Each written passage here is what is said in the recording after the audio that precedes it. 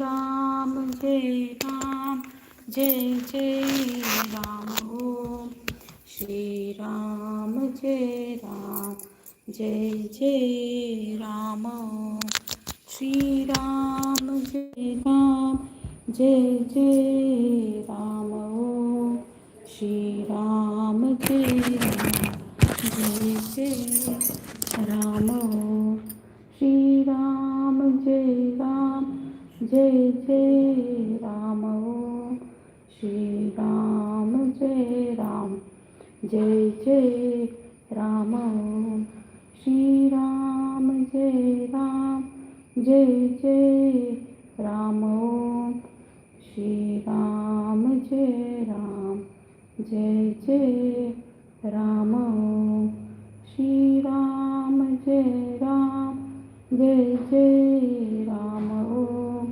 श्री राम जय राम जय जय राम ओम श्री राम जय राम जय जय राम ओम श्री राम जय राम जय जय राम ओम श्री राम जय राम जय जय राम ओम श्री राम जय राम जय जय राम ओम श्री राम जय राम जय जय राम ओम श्री राम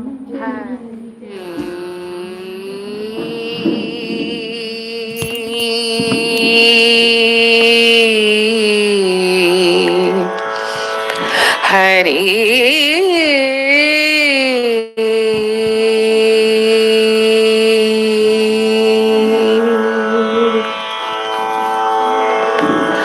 बीत गए दिन भजन बिना रे भजन बिना रे बीत गए दिन भजन बिना रे भजन बिना रे बाल अवस्था खेल गवायो बाल अवस्था खेल गवायो जब जवानी तब मान थना रे जब जवानी तब मान धना रे बीत गए दिन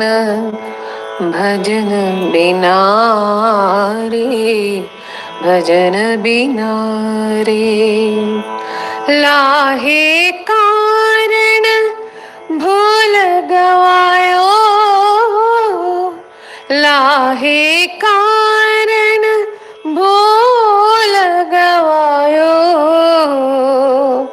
आज हो न गई मन की तृष्णा रे आज हो न गई मन की तृष्णा बीत गए दिन भजन बिना रे भजन बिना रे कहत कबीर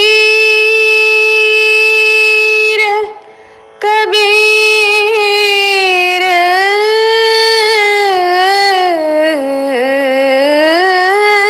कहत कबीर सुनो भाई साधो कहत कबीर सुनो भाई साधो पार उतर गए संत जना रे पार उतर गई संत जना रे बीत गई भजन बिना रे भजन बिना रे बीत गए दिन days over without bhajan days have gone by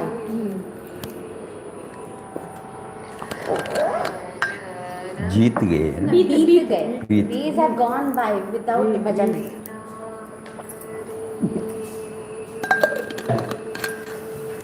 Kabir Ram. Kabir. Some you single lines I put in PPT. You want to the single line I put in PPT. Not necessary, no?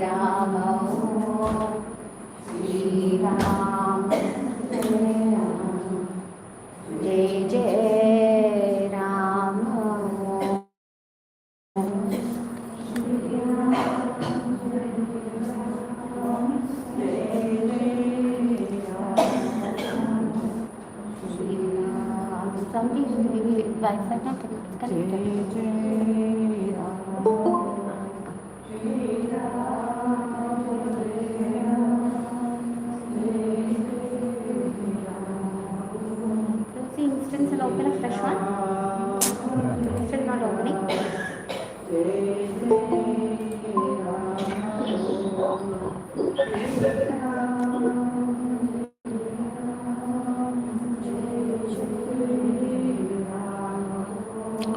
Shri Ram. Close the page and open a fresh one. Shri Ram, Jai Ram, Jai Jai Ram Om. Shri Ram, Jai Ram, Jai Jai Ram Om. Shri Ram, Jai Ram, Jai Jai Ram. Shri Ram, Jai Ram. Jai Jai Ram. Shri Ram, Jai Ram, Jai Jai Ram Om. Shri Ram, Jai Ram, Jai Jai Ram Om. Shri Ram, Jai Ram, Jai Jai Ram Om. Shri Ram, Jai Ram, Jai Jai Ram. Shri Ram, Jai Ram, Jai Jai Ram. Shri Ram, Jai Ram, Jai Jai Ram. Shri Ram, Jai Ram, Jai Jai Ram. Shri Ram, Jai Ram, Jai Jai Ram. Shri Ram, Jai Ram, Jai Jai Ram. Shri Ram, Jai Ram, Jai Jai Ram. Shri Ram, Jai Ram, Jai Jai Ram. Shri Ram, Jai Ram, Jai Jai Om Shri Ram Jai Ram Jai Jai Ram. 18th chapter, preface. Pranam, Pranam, Pranam. Chapter 18, the concluding chapter of the Bhagavad Gita, is a masterful synthesis of the entire teaching. Titled Moksha Sannyasa Yoga, the yoga of renunciation and liberation, it ties together the core themes of action, knowledge, devotion, renunciation, self-mastery, offering a complete roadmap for inner freedom. Action, knowledge, devotion, karma, jnana and bhakti, renunciation and self-mastery, offering a complete roadmap for inner freedom. Here Lord Krishna clarifies the true spirit of sannyasa, not the abandonment of action, but the renunciation of ego and attachment to outcomes. He explains how actions performed without desire, aligned with one's swadharma, and guided by purity of motive lead to liberation. Distinction of individuals depends upon the temperaments that predominate in each one's personality and composition. In this chapter, we have an elaborate and exhaustive discussion on how three temperaments, the three gunas, Sattva, Rajas and Tamas, in their variations create differences in the capacity to sacrifice, in the wisdom, in action, in fortitude, and happiness from individual to individual. This chapter also explores the threefold divisions of knowledge, action, doer, intellect, determination, happiness based on the three gunas, helping the seeker discern the path towards lasting peace. What sets the Bhagavad Gita apart is its approach. It does not impose doctrines or demand blind adherence. Instead, it gently unfolds wisdom tailored to Arjuna's inner struggle, offering him every perspective needed to regain quality and courage. Yet, even after revealing the highest truths, Lord Krishna does not command. In sloka number 63 of this chapter, he grants Arjuna complete freedom. Thus, I have explained to you this knowledge. This is more secret than all secrets. Reflect deeply on it, then act as you wish. This invitation to reflect and choose freely is not limited to Arjuna alone. It is extended to every sincere seeker. The Gita's greatness lies not in prescribing what to think, but in teaching how to think, how to discern, how to act from inner conviction. At its heart, chapter 18 culminates in a call to total surrender, dedicating all actions to the divine with unwavering faith and a mind anchored in him. Krishna assures that such surrender dissolves all karmic bonds and leads the souls to moksha, ultimate freedom. Thus, this chapter is not just a conclusion, but a final invitation to live wisely, serve selflessly, surrender completely, discovering that the real battlefield is within and the real victory is over oneself.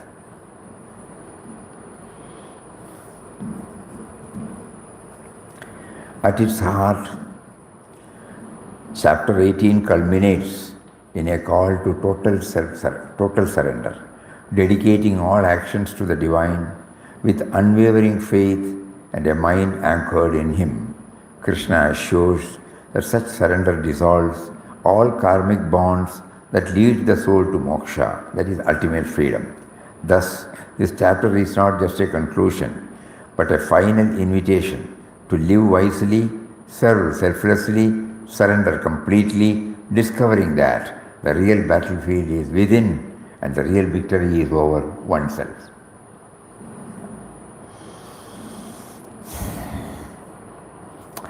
It has been in one sentence, as we have been told by Beloved Papa, each one looks from one's own standpoint. We hear this And each one is given the freedom to do it. We need not stick to what is said. No? The broad idea is this: live wisely, serve selflessly, surrender completely. Discovering the real battlefield is within, and that real victory is over one's own self.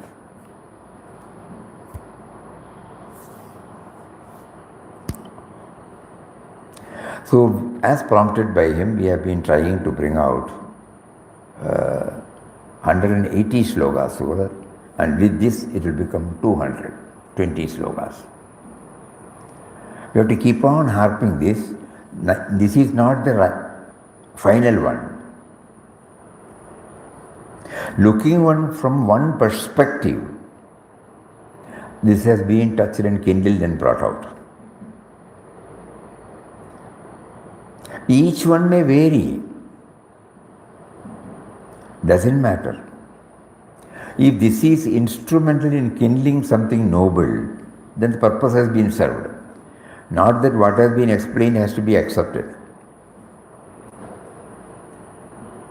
This has to be made clear. Unlike other commentaries, here this particular exercise does not declare that this is that. No. If we view it with that background, we may not align ourselves completely with it. But if it touches and kindles so many things that would help us to improve the quality of our life, that is the purpose. Because since everything in life unfolds only by His will, whatever happening is happening only by His will. Whatever He makes us witness, know or experience is also His gift. And as many men, so many paths. No? If there is only one Shastra and if there is only one commentary, why should there be so many commentaries, so many approaches, so many efforts?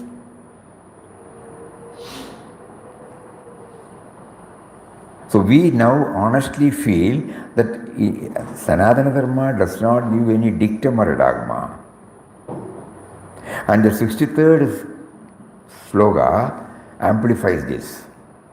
Each one of us, every one of us, have to reflect and bring out in our own way. So He has prompted us to bring it out in this way. Tomorrow we may change it also, no? Because He makes us. Whatever He makes us witness, know or experience is also His gift. Each experience therefore carries a lesson, if only we receive it in the spirit. With this inner outlook, we begin to understand the spirit of the Bhagavad Gita slokas through the examples linked to them, rather than by merely analyzing their intellectual connections. The intellect may object. That is not the purpose. Effort is not to win over, no? Effort is not to establish. Effort is not to give a direction. But effort is only to bring out one line of exposition prompted by Him. That is why it slightly deviates from the conventional method.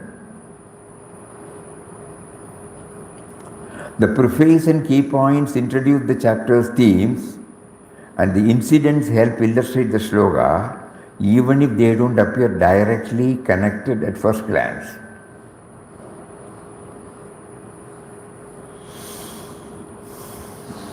So we move to the insights. True renunciation is giving up attachment to results, not action itself. Sannyasa is the renunciation of work with desire. Abandonment of fruits of all action is tyaga. The chapter starts with this, the question raised by Arjuna. What is sannyasa and tyaga? No one can remain without action, but one can act without attachment. Sattvic action is done as duty without craving, pride, expectation. The doer becomes free when they act without ego and remain balanced in success or failure. Knowledge, action, and the doer reflect the dominance of sattva, rajas, and tamas. Clarity of intellect and firmness of will shape one's spiritual progress. Each person is bound to act as per their inborn nature, svabhava. Repression leads nowhere. Better to follow one's own dharma imperfectly than another's perfectly. All action arises from the interplay of body, mind, intellect, ego, and divine will. Success lies in offering all action to the Supreme with devotion and attachment. He who gives up the desires for results attains peace, purity, supreme joy. The Supreme Lord resides in every heart, guiding beings as if mounted on a machine. Surrendering fully to Him alone brings total liberation. The Lord gives the complete teaching and thus grants you the freedom to choose. Krishna assures, abandon all dharmas and surrender to me, I will liberate you. He who shares this knowledge out of love becomes most dear to me. Where Krishna is the guide and Arjuna the devoted actor, there lies victory and righteousness. So 18 points in the 18th chapter. When we keep on churning, so many things will come out. For the past 2 days we have been trying. So many have come out. So none of us need to think that whatever that is written, whatever that has been presented, is to be accepted. No. They are only trying to touch and kindle the positive aspects in life, to improve the quality of our life. Somebody sent an email. Now that we are approaching 18, from all these 17 chapters, what is forget about all these chapter, sloga, example, everything. You again condense it, give it to us something, some clues. Here also it is relative, but still we made an effort. It might be helpful.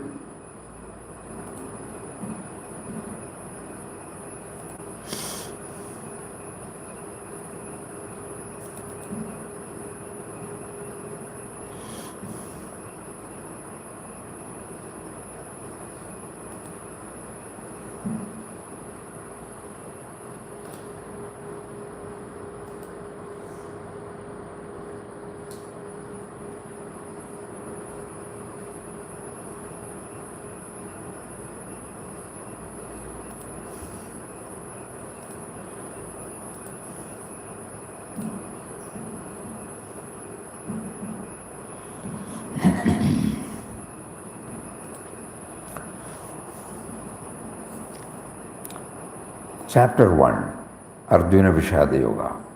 When faced with conflict, the human heart wavers between duty and attachment.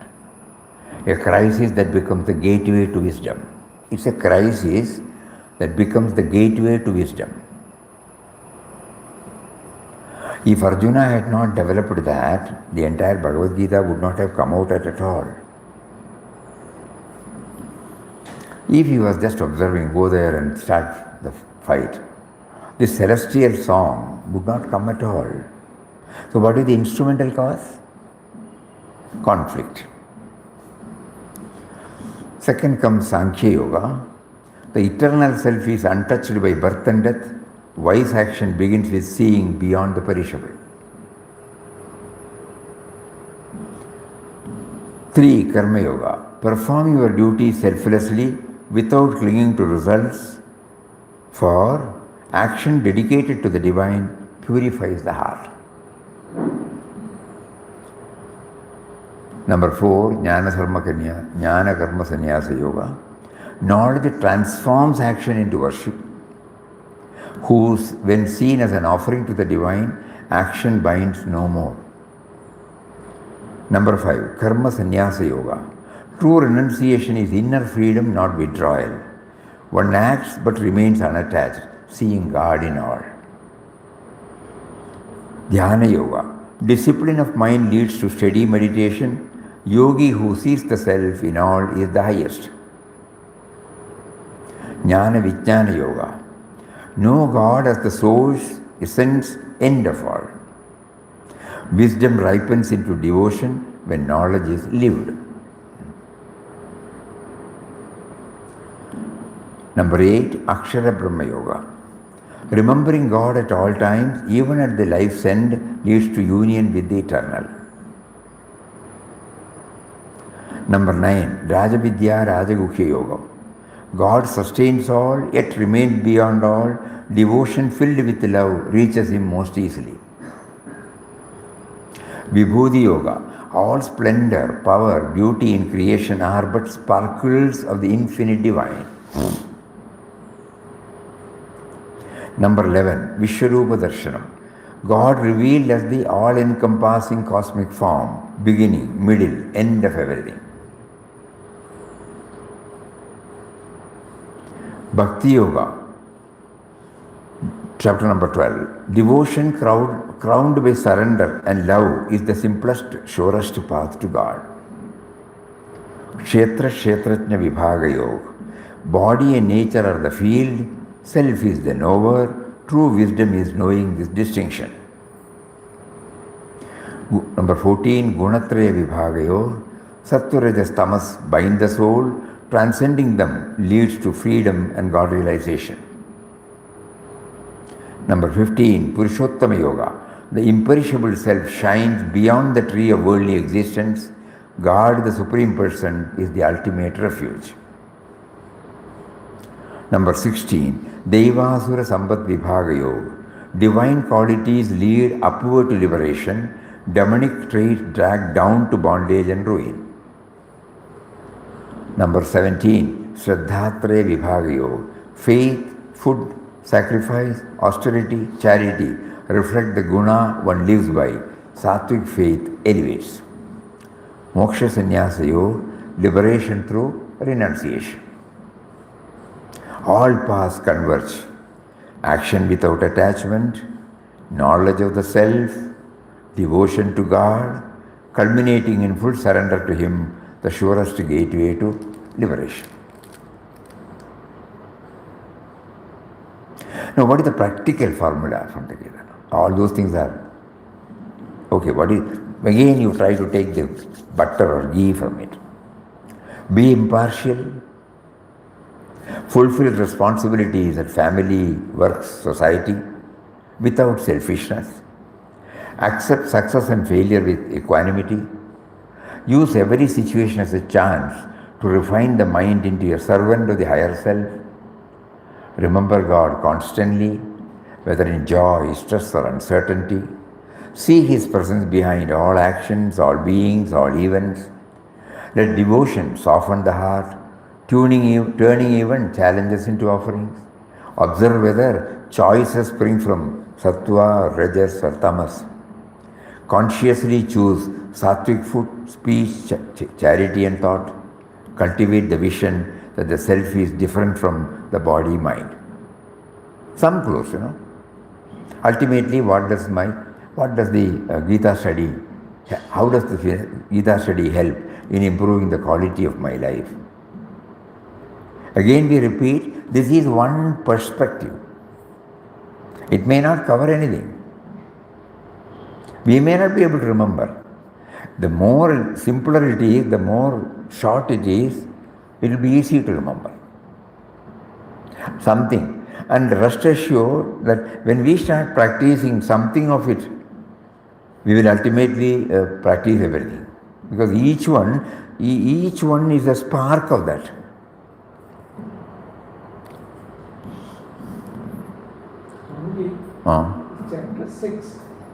Chapter 6.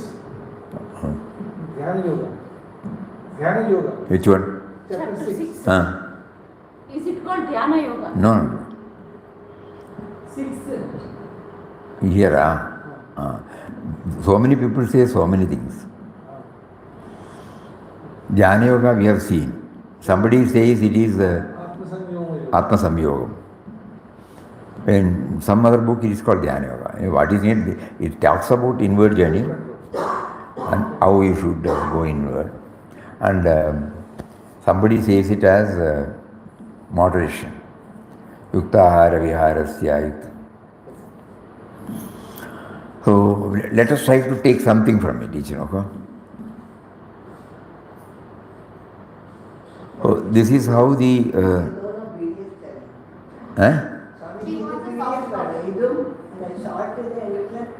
PDF വേണം. Okay. Now let us go back to 18.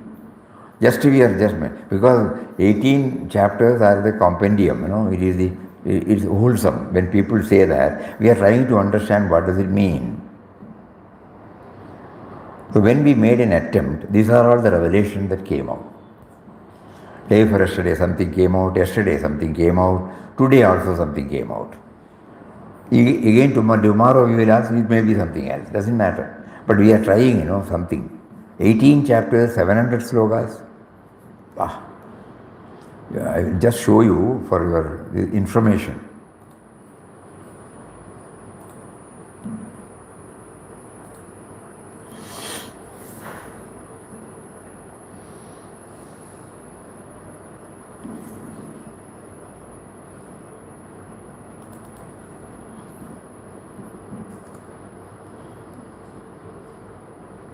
You see, you want to see that? No, sorry.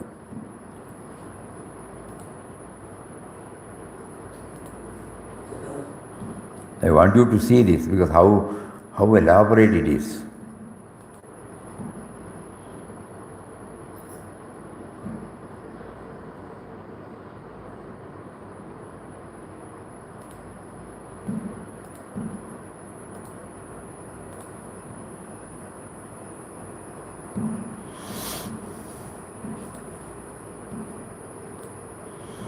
These are all slokas. Shloka wise one line meaning. 78. Arjuna wants to know more about sannyas and tyaga. 2. Renunciation of desired. How do we understand? Just have scroll down. Very difficult to read also. Renunciation of desired prompted actions. Sages understand that as sannyas, the wise declare abandonment of duties as tyaga. 3 to 5. Action has its limitation. Work of yajna, dana, tapas should not be relinquished. It should be indeed performed. 6. It should be performed renouncing attachment, fruits of action. 7. Renunciation of duties is not proper. Abandonment of the same from delusion is declared to be tamasic relinquishment. One who from fear of bodily trouble relinquishes action because it is painful does rajasic relinquishment. When obligatory work is performed because it ought to be done, leaving attachment to fruit, such relinquishment is regarded as sattvic, rajasic, tamasic. The renouncer endued with sattva hates not a disagreeable work, nor is attached to agreeable work. One who relinquishes the fruit of action is known as a tyagi. Threefold fruits of action, disagreeable, agreeable, mixed, accrues to non-resources. 13 to 15, body as well as the agent, various senses, different function of the mankind, manifold kind, and the presiding divinity. Whatever action one performs, it has got 5 are its causes. Such being the case, one who through a non-purified understanding looks upon one's pure, like that, And from 20 to 39, all about how sattvic, rajasic and tamasic action express. Up to 39. 20 slokas directly. And he puts it, there is no entity on earth devoid of these 3 gunas born of Prakriti. Duties are distributed to the person according to their gunas born of nature. Then he talks about the division of labor. Brahmana, Kshatriya, Vaishya, Shudra. Not that, hereditary. It is a division of labor. And he explains about the division of labor. What is Brahman? What is a Brahmin means what? Kshatriya means what? Vaishya means what? Shudra means what? Not, they are, what do you call that? Not by birth. In an office there is a division of labor. In every department there is a division of labor. All are not bosses, all are not section heads. In a company, you find various sections. There is division of labor. All put together only the company flourishes. Nobody is less important, nobody is more important. So here that is beautifully brought out. Then from whom is the evolution of being, by whom all is pervaded, worshipping him with one's own work, person attains freedom. Better is one's own dharma. One should not relinquish the duty to which one is born. One whose intellect is unattached everywhere, one who has subdued oneself, whose desires have fled, he or she attains by renunciation to the supreme perfection. Learn from me how, reaching such perfection, one attains Brahman. 51 to 53. Being endowed with a pure intellect, subduing the body and the senses with fortitude, relinquishing sound and such other sense objects, abandoning attraction and hatred. Then again that explanation. Then 54. One who has attained Brahman, one who is tranquil-minded, neither grieves or desires. By devotion one knows me in reality. What and who am I? Then having known me in reality, one forthwith enters into me. Even doing all actions, always taking refuge in me, one attains eternal, immutable state, resigning mentally all deeds unto me, having me thus the highest goal, resorting to Buddhi Yoga, ever fix your mind on me. Fix your mind on me. How many times he says? You shall overcome all obstacles, but if some self-conceit, but if from self-conceit your will, you will not hear. You will not hear me, you will perish. If filled with self-conceit, you think I will not fight, vain is that resolve. Your prakriti will constrain you. Fettered by your own karma, born of your own nature, what you form, what you from delusion desire not to do, you shall have to do it in spite of yourself. All these things happen never. I don't want to do it, but I am forced to do it. Compelling.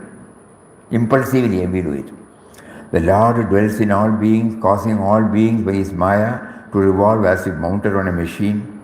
Take refuge in him alone. With all your heart, by his grace, you shall achieve supreme peace. Thus, as wisdom more profound has been declared now, reflecting over it, act as you like. I speak to you what is good. Occupy your mind with me, be devoted to me, sacrifice to me, bow down to me, you shall reach me openly. Only relinquishing all dharmas, take refuge in me, I will liberate you from all sins. This is never to be taught by you to one who is devoid of austerities or devotion, nor to one who does not render service, nor to one who cavils at me. One who with supreme devotion to me will teach this deeply profound philosophy to my devotees shall doubtless come to me. That is called yajna, jnana yajna. Therefore, also among human beings there is none who does dearer service to me, nor shall there be another on earth dearer to me than such a person. And one who will study this dialogue of ours conducive to social stability and enrichment by him or her shall I be worshipped by the jnana yajna. And even that person who hears this full of shraddha, free from malice, he too will be liberated. The Lord finds out whether his disposition has cleared all doubts. Arjuna says, freed from my delusion, I have gained memory through your grace. I am firm. Doubts are gone. I will do your word. This is the last sloka of the dialogue. Karishye vachanam tava. Then 74. Sanjaya was elated by hearing this dialogue between Krishna and Arjuna. 75. Through the grace of Vyasa, I have heard this most profound yoga directly from Krishna. 76, 77. I rejoice again and again. Then final capping by Sanjaya. Sanjaya declares, wherever is Krishna, the Lord of Yoga, wherever is Partha, the wielder of the bow, there are prosperity, victory, welfare, constant justice. Such is my conviction.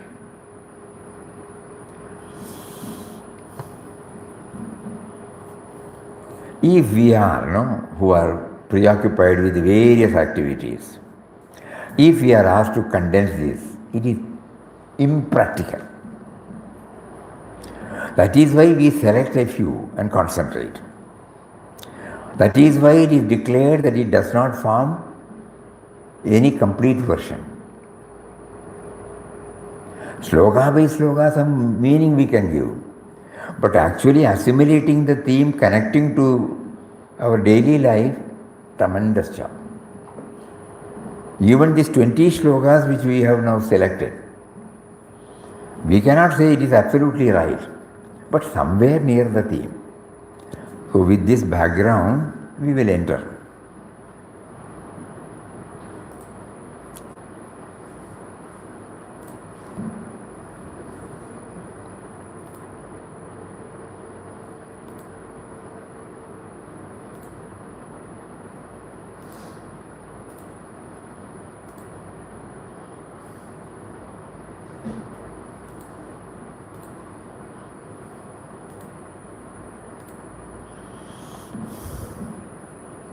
Twenty slokas. So first sloka number 5, dedication. Karunakaran, a dedicated government officer, made service the guiding principle of his life. Even during his service, we know him directly. He is no more now. Even during his demanding career, he consistently set aside time for charitable activities, organizing food drives, supporting education for privileged children, volunteering at local shelters. Alongside this outward action, Karunakaran maintained a disciplined spiritual routine. Daily scriptural study, swadhyaya, attending satsangs, observing regular fasting, practicing other forms of sadhana. These practices, he believed, not only refined his character, but also uplifted those around him. After retiring, Karunakaran's commitment deepened. He chose to donate much of his savings and personal belongings to a medical mission dedicated to providing free health care in remote, undeserved communities.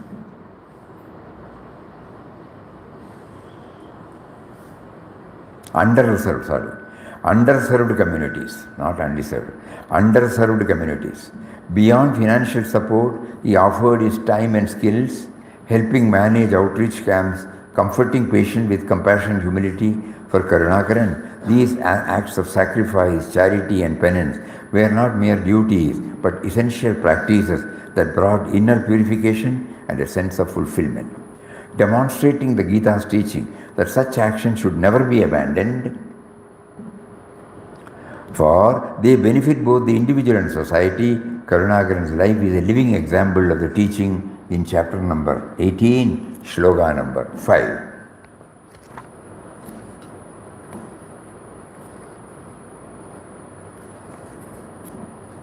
Yajnadana tapakarma nyatyajyam karyameva tat yajnodanam tapaschaiva pavanani manishinam. Action based upon sacrifice, charity and penance should never be abandoned. They must certainly be performed.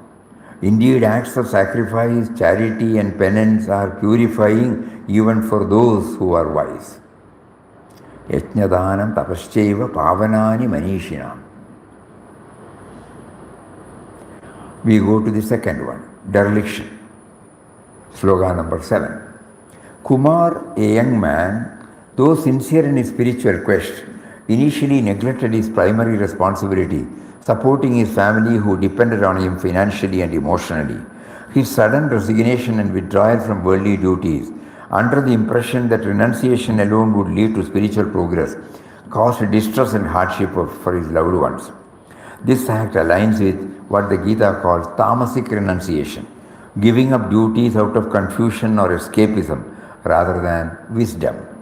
After years of wandering and inner struggle, Kumar realized that true spiritual growth does not come from abandoning one's responsibility, but from fulfilling them with dedication and selflessness. By returning to his job and resuming his support for the family, he embodied the Gita's teaching. Real renunciation lies not in forsaking action, but in performing one's prescribed duties without attachment. This transformation from escapism to responsible action is the essence of the message, slogan number 7. Niyatasya tu sannyasam, karmano nopapadyate, mohatasya parityaga, tamasa parigirtite. Prescribed duties should never be renounced. Such deluded renunciation is said to be in the mode of ignorance. Slogan number 10, humility. In 1979, Dr. APJ Abdul Kalam was the project director of India's first satellite launch vehicle, SLV-3, at ISRO.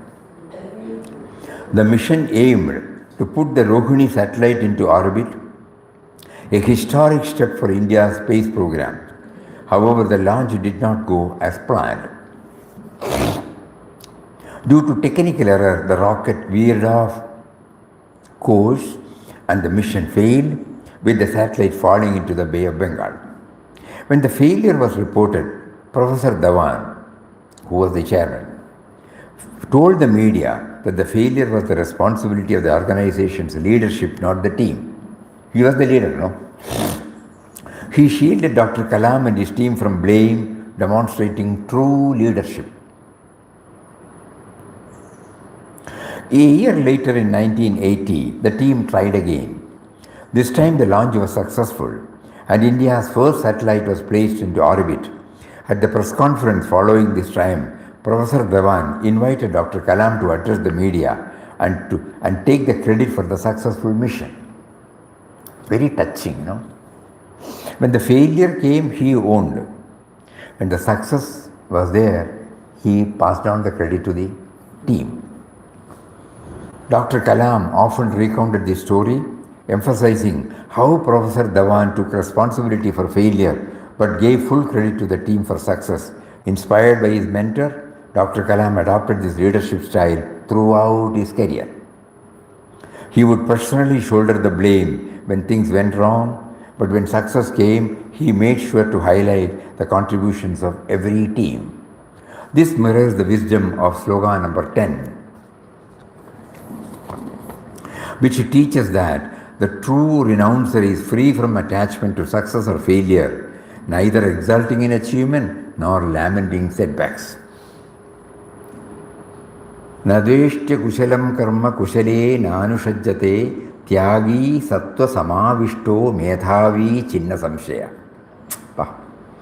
Those who neither avoid disagreeable work nor seek work which is agreeable are persons of true renunciation. They are endowed with the quality of the mode of goodness and have no doubts about the nature of work. Dr. Kalam's balanced attitude, accepting outcomes without ego or regret, exemplifies the Gita's ideal of selfless, detached action in leadership. We move to the fourth. Slogan number 11, Karma Yogi. Matthew, after a distinguished career in a large tea company, retired with the intention of living a quiet, commitment-free life. However, his deep expertise and reputation in the plantation community soon led a coffee estate owner to seek his guidance in resolving complex labor issues. Recognizing the need, Matthew agreed to help, not for financial gain or recognition, but purely out of love for the work and desire to be of service. He offered his service and support whenever called upon, without any expectation of reward or personal benefit. This selfless attitude exemplifies the teaching of the Shloka. While it is impossible to completely renounce all action, true renunciation lies in giving up attachment to the results. Matthew continued to act but with the spirit of detachment, motivated by service rather than self-interest, thus embodying the Gita's ideal of karma bhala tyag. This is echoed in slogan number 11. Nahi deha bhuta shakyam tyaktum karmanya sheshata yastu karma phalatyagi satyagi tyabhidiyade. For the embodied being, it is impossible to give up activities entirely. But those who relinquish the fruits of their action are said to be truly renounced. We move to the fifth shloka, shloka number 14, support. Before every open heart surgery, Kamalesh, a seasoned cardiac surgeon, takes a quiet moment of reflection, not merely to hope for success, but to align himself with something higher. With folded hands and a steady heart, he silently invokes the divine, not out of fear, but out of reverence and responsibility. Despite years of training and flawless technique, he is deeply aware that no action is ever accomplished in isolation. In his prayer, he acknowledges 5 essential components that must come together for the operation to succeed. In the shloka, 5 steps, So here also 5. The operating room, the space, the infrastructure, the sterile environment from the stage for the action, Kamalesh himself, the conscious agent who bears responsibility and intention, surgical instruments, the precise tool through which the work is carried out, the medical team, nurses, anesthesists, technicians, whose coordinate effort makes the process possible, divine grace, the unseen but ever-present force which determines how the patient responds, heals, survives, factors beyond all human control. This inner attitude of humility and surrender reflects the timeless wisdom of sloka number 14. Adhishtanam tata karta karanam cha pratigvidham vividascha pradakcheshta daivam chaivatra panjamam. 5. The body, the base, the doer, the soul, the various instruments, diverse efforts and divine will, all these 5 are the causes of every action. When the world often celebrates outcomes and attributes success to individual excellence, this surgeon reminds us that real success is a symphony of factors: skill, teamwork, environment, intention, grace. His mantra, we treat, he cures, is more than a phrase. It is a lived understanding that action reaches fulfillment only when human effort is harmonized with divine will. In the end, true accomplishment lies not in control, but in offering our best and surrendering the rest. Beautiful.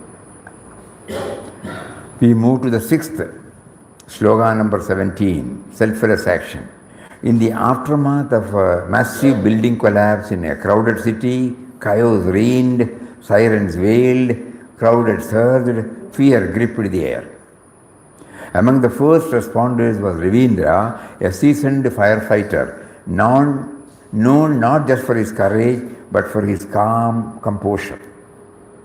As his team rushed into the debris-filled structure, cries for help echoed from within. With no time to weigh risk or calculate praise, Ravindra crawled through unstable beams, flaming corridors to reach the trapped civilians. He pulled a young girl from under shattered concrete, then rushed back in to rescue an elderly man caught beneath a crumbling stairway. Every second was a gamble between life and death. By the end of the day, many lives were saved, some were lost. As the media hailed him a hero, Ravindra quietly returned to his barracks, washed his soot-covered hands, sat silently. He neither celebrated nor mourned. When asked how he felt about the lives he had saved, he simply replied, "It was my duty." He harbored no pride in success, no sorrow for what could not be changed. His actions flowed not from ego, but from a deep place of responsibility and detachment. His conduct reflects the essence of Sloka number 17. Yasya naham krito bhavo buddhiryasya na lipyate hatvapi sa imlam lokan nahanti na nipadyate. Beautiful. He who has no sense of ego, naham karta bhavo, no? Whose intellect is unattached, buddhiryasya na lipyate. Even though he kills, he does not kill and is not bound. Ravindra's example teaches us that when action is stripped of ego and attachment, it becomes an offering, not a burden. Such action may be intense, even life-altering, but the doer remains untouched, free from both the bondage of pride and the sting of guilt. We move to the 7th shloka, shloka number 18, mindfulness.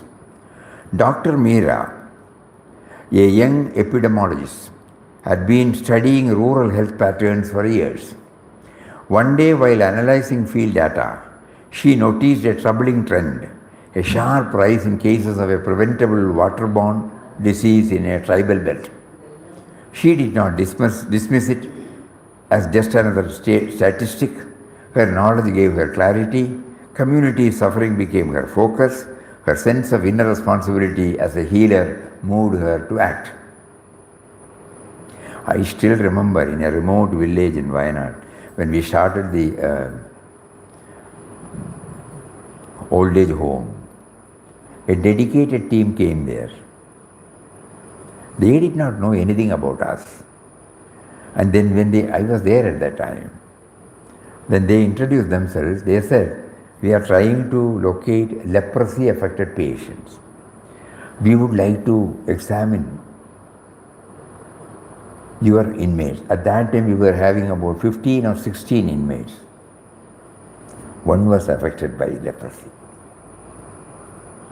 Not in the crude form, in a subtler form. They examined, they prescribed, they said, no, don't make a fuss. Nobody will be told, and medicines were supplied. We saw the dedication behind it, no? So we remember that.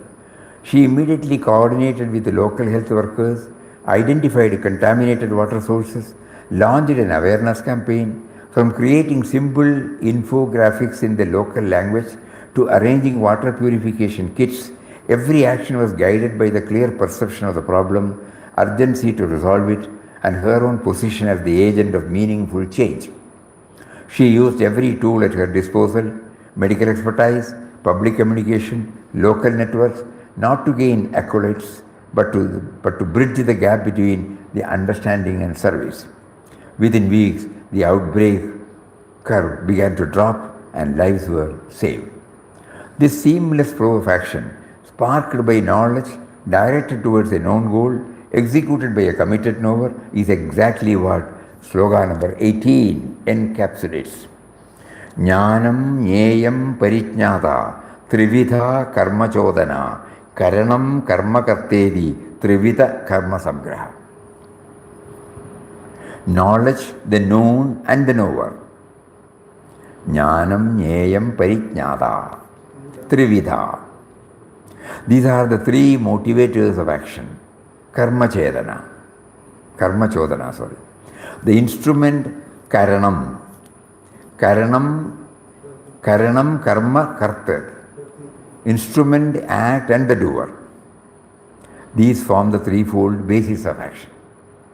Dr. Meera's response was not mechanical, it was conscious, integrated action where awareness, purpose, execution harmonized into effective service. Her story reminds us that behind every meaningful action lies the convergence of understanding, intention, appropriate effort. We move to the 8th shloka, oneness. It was the day of the school sports competition and the 100-yard clash was about to begin, but this was no ordinary race. At the starting line stood 9 contestants, each one physically or mentally challenged in some way. For them, the race was not just about winning, it was about courage, effort, and the joy of participating. The starter's pistol fired, 8 of the children set off, not in a blur of speed, but with a determination and delight, each step a victory. But just a few yards in, one little boy stumbled, fell hard on the asphalt, began to cry. The sound of his sobs echoed across the track. The other 8 runners heard him. One by one, they slowed, turned, looked back.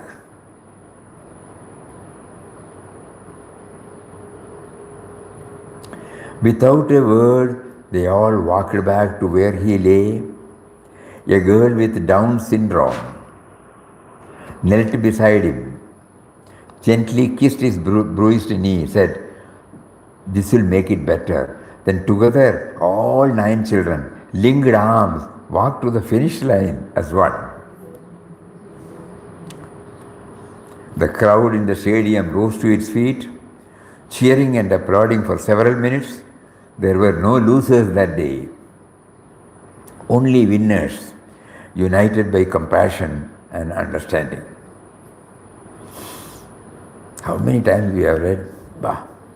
These children did not see themselves as competitors or separate individuals. Instead, they recognized their shared humanity, responded with unity, empathy, and love, a spirit beautifully exemplified from the 20th shloka in the 18th. Sarvabhudeshu yenaigam bhava vyayam ikshate avibhaktam vibhakteshu tat jnanam viddhi satvikam. Understand that knowledge to be in the mode of goodness by which a person sees one undivided imperishable reality within all diverse living beings. True wisdom is seeing the oneness in all, beyond physical or mental differences. As the Gita teaches, when we recognize the undivided spirit within the diversity of life, our actions become acts of compassion and unity. The greatest victories are not those who won alone, but those where we lift each other up and cross the finish line together. We move to this 9th shloka, 23rd. Prathapan, an energetic young man, once saw a barren land in a village. Guided by creativity and a positive outlook, he envisioned a lush of coffee plantation. In spite of all our odds, rocky terrain, poor soil, his enthusiasm, knowledge and experience fueled determined effort. In just 3 years, the land blossomed with coffee, pepper, coconut, and carrots. All the time, Prathapan was aware in his heart of hearts that success and failures lay in divine hands. When guided by inner vision, action becomes an offering, creation flows where purpose and clarity meet. The transformation of a barren land into a vibrant coffee plantation stands as a living example of sattvic action.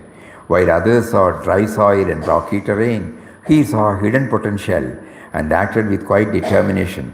His vision was not clouded by obstacles or ownership, but rooted in purpose and unity, as pointed out in shloka number 23. Niyatam sangarhitam aragadveshata kritam aphala prepsuna karma yattat sattvigam uchyate. Action that is performed as a duty without attachment, without love or hatred, without desire for fruit, that action is declared sattvic. Prathapan's effort mirrors the Gita's vision of sattvic action. He worked with determination, yet free from ego, rigid attachment to results. His creativity and perseverance were not driven by personal gain, but a higher purpose to transform and nurture life. This spirit of action, rooted in clarity, enthusiasm, and detachment, perfectly reflects Gita's teaching that true action is steadfast, free from attachment, offered without desire or reward. And we move to the 10th, rashness. Shloka number 25. A mid-sized consumer electronics company, eager to outpace its competitors, rushed to the launch of a new high-end iron electric kettle. Though initial lab tests flagged overheating risks, the warnings were brushed aside. The leadership, confident in the brand's popularity, prioritized market timing over safety verification. No field trials were conducted, and feedback from quality control engineers were dismissed. The product hit the shelves with flashy promotions and an aggressive sales campaign, but within weeks complaints began to pour in, scalding injuries, electrical malfunctions, even small kitchen fires. The public backlash was swift and unforgiving. Lawsuits followed, product was recalled, and the company suffered massive losses, not only financially but also in public trust. This was not a case of calculated risk. It was action born out of delusion, arrogance, negligence, with no thought for potential harm or real capacity to deliver a safe product. Such a course of action is described in slogan number 25. Anubandham kshayam himsam anaveshyat kaurisham mohadharabhyate karma yattat tamasam uchyate. That action is declared to be tamasic, which is undertaken out of delusion without regard for consequences, loss, injury to others, or one's own capacity. The incident serves as a stark reminder that when action is driven by haste or ego or ignorance, disregarding impact and limitation, it leads not to growth but destruction. The Gita calls us to pause, reflect, act with awareness, so our energy builds, not breaks. This is how the 10 slokas are covered. Rest of the 10 slokas, we will take it up tomorrow. All the slokas are directly related, no?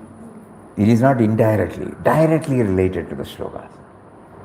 So the tangible gain is now we understand that Gita is not to be kept in the shelf. It has got everything to do with our daily life, relatable examples. Though it was delivered at the battlefield,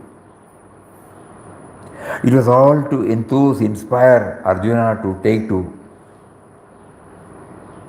his field with the right perspective. It is also why it is called celestial song. It is not to be confined to that particular context. It applies to everyday life. So many captions for all the 10. He wants captions. He wants captions, all the 10 captions he wants. You heard it?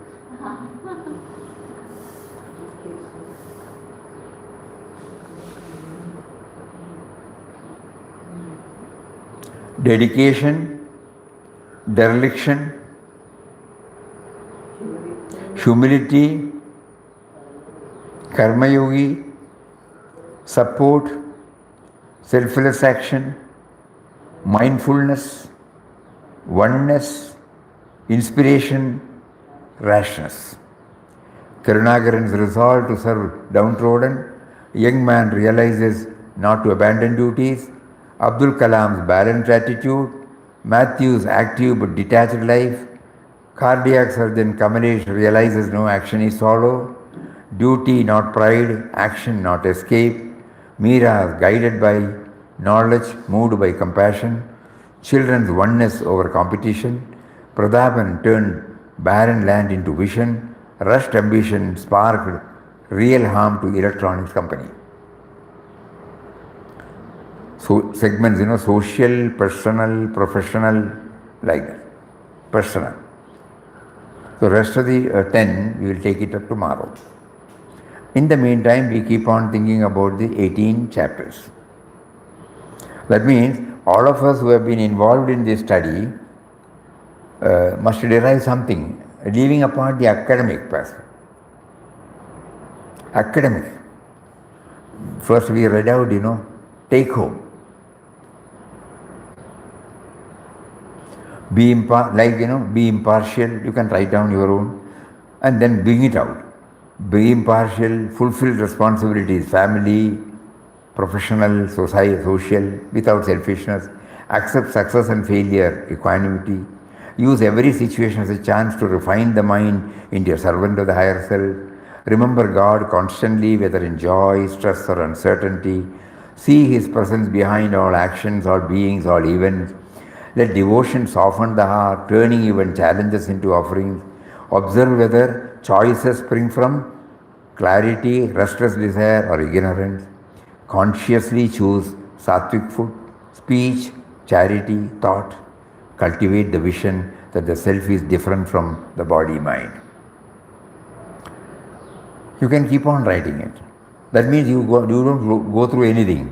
You are just bringing all these things. Whatever that has struck to you, you are putting it in writing. So this is the real take-home message from the Gita study. Not the chapter, not the sloga, not nothing. That all should ultimately, zero to, culminate into taking some few pearls of wisdom that will guide in our present day life. Okay. Hari Om, Hari Om. Om Shri Ram, Jai Ram, Jai Jai Ram. Om Shri Ram, Jai Ram, Jai Jai Ram. Om Shri Ram, Jai Ram, Jai Jai Ram. Om Shri Ram, Jai Ram, Jai Jai Ram. Om Shri Ram, Jai Ram, Jai Jai Ram. Shri Ram, Jai Ram, Jai Jai Ram. Shri Ram, Jai Ram, Jai Jai Ram. Shri Ram, Jai Ram, Jai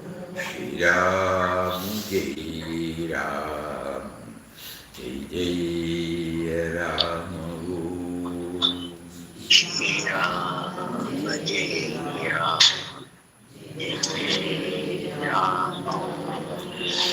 Shri Ram, Jai Ram, Jai Jai Ram. Om Shri Ram, Jai Ram, Jai Jai Ram. Om Shri Ram, Jai Ram, Jai Jai Ram. Hari Om, Hari Om, everybody. Hari Om.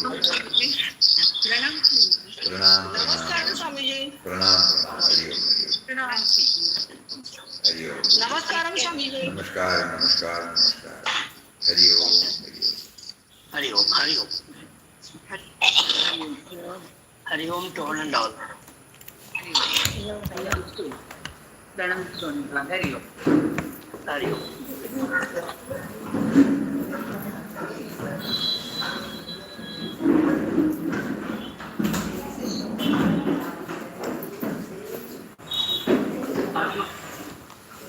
Hari Om. Hari Om. Hari Om. Pranam Swami. Hari Om. Pranam Swami.